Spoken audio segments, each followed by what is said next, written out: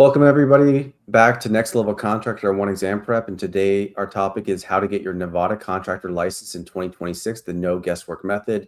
And we're joined today by Andrew, the licensing expert from One Exam Prep. Welcome, Andrew. Hey, Noah, thanks for having me back. Happy to be here as always. Absolutely. So let's jump right into Nevada. And why don't you tell us about the difference between commercial and residential licensing and the intricacies of the classifications?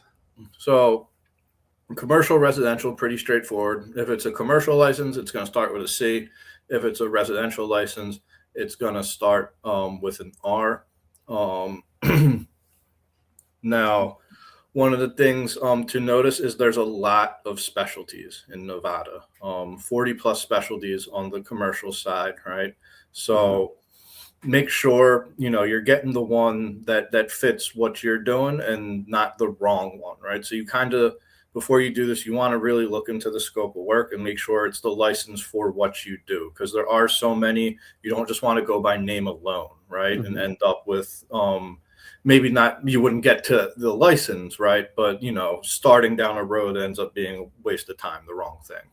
Sure. Yeah. Okay. All right. So why don't you walk us through the application requirements? So it's online application. And the big thing with the Nevada application is the financials. They are they're looking for, depending on the tier, there's some type of CPA reviewed financial statement, right? Whether you're going for a lower tier, where they just want a CPA affidavit, or the higher tier where they're looking for a full disclosure reviewed and audited. There's going to be a CPA involved no matter what you're doing. In addition to that financial statement, there's also a bond. So this isn't an either or situation like you find in most places. You got to do both here in Nevada. So in addition to that financial statement, there's a bond. It's based on the magnitude of your operations, and it'll be anywhere from $1,000 to $500,000. These surety bonds you renew annually, and typically it's 1% of the bond amount. So $1,000 bond is $10, right? If my math is math in there. Yeah, they're probably maybe a minimum, but the $500,000 bond is probably $5,000. Yeah. So, don't get scared away by, such a big number. It's 1% of that is what you got to pay annually for that bond. Then, interesting thing about Nevada, if you see the qualifying party section there,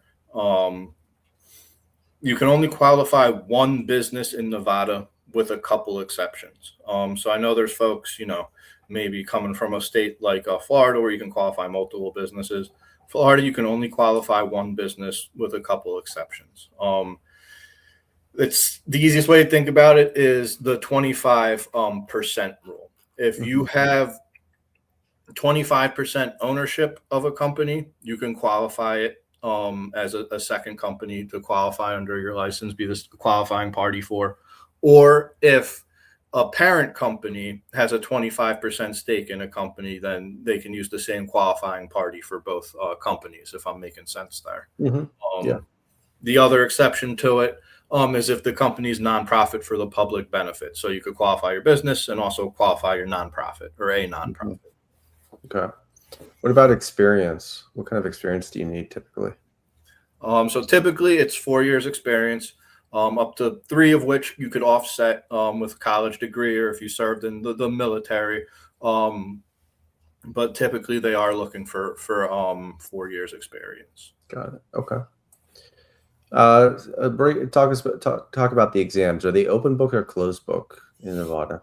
So open book exams with a few exceptions. And for the most part, it's fully open book. So for them, I shouldn't say for the most part. The majority of them are fully open book. You will see some where you'll have suggested study references that aren't allowed into the exam, and some books that are allowed into the exam, but mostly open book. So definitely want to go in with your books tabbed and highlighted to that exam scope, right? Especially when you're dealing with international building codes, right? Maybe you're looking for a painting license, drywall license, right? You don't need to know that whole book inside and out, right? You just need to know the sections that apply to your trade.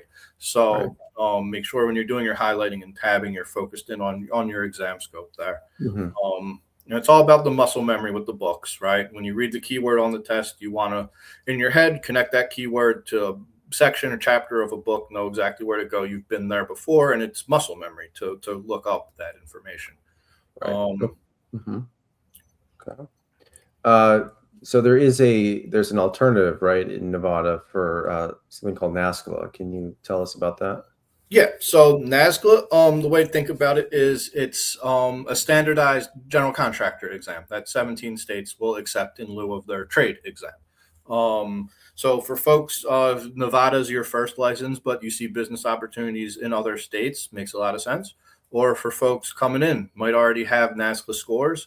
You don't have to take trade exam for general contractor license in Nevada. What's great about NASCLA too is your scores don't expire. So if you took NASCLA exam for a Georgia license 10 years ago, you're good. You go on NASCLA's website, and I think it's like $35 to get your transcript, but you're good. You won't have to take a trade exam in Nevada. Oh, nice. Okay. All right. So let's. I know you prepared this video, so walk us through this course you have here. So this is a typical one exam prep course. This one's for the NASCLA exam, but for any of the trades in Nevada, we have courses for. It'll be laid out fairly similar. Book by book practice questions, master each book individually, final exam simulators at the end, right? But then up top, you have the live class and the class recordings. For NASCLA classes every week, right? And then recordings posted next day. So you have 24/7 on-demand streaming of all previous classes. Show up late, leave early, or just want to binge watch classes. It's there for you all the time, every time. This is our exam simulator. It looks like it's getting into here. These, we do a really good job to mirror the test, mirror that exam scope. And what's awesome about them, you'll see you get a question wrong, tells you the book and the location of the book right away where you would have found the correct answer. While that question is still fresh in your head, right? That's science-based. That's how people learn much better than waiting till the end to find out, right? Correct your real time to learn the answer. And then also, if we get to a math one here, I'm not sure if it does, but it breaks down the math for you. There will be some math on these tests. Okay. All right. And I know that One Exam Prep has all the Nevada licenses, all the different. So, like you just saw in that NASCLA course, One Exam Prep has similar course for all of these licenses. Laser focused in on that license scope. Make sure you pass the first time. Yep. And I know you guys have packages available for lots of different options, depending on what kind of how much help you need, courses, just the books, the application, things like that. So yeah, depending on the level of support you're looking for, we got you covered A to Z. We can do it all, everything from the insurance to the bond, with one-stop shop for it. Great. Okay. And if they need to reach you, I know they can reach you and the team. You got a whole team available of licensing experts like yourself. 877-775-9400. Andrew can be reached at andrew@oneexamprep.com. He's very graciously given us a code to use for 10% off any Nevada prep packages, NV10OFF. You can use that on the site or by calling in. Andrew, thank you so much again for all your insight on Nevada and all contractor licensing.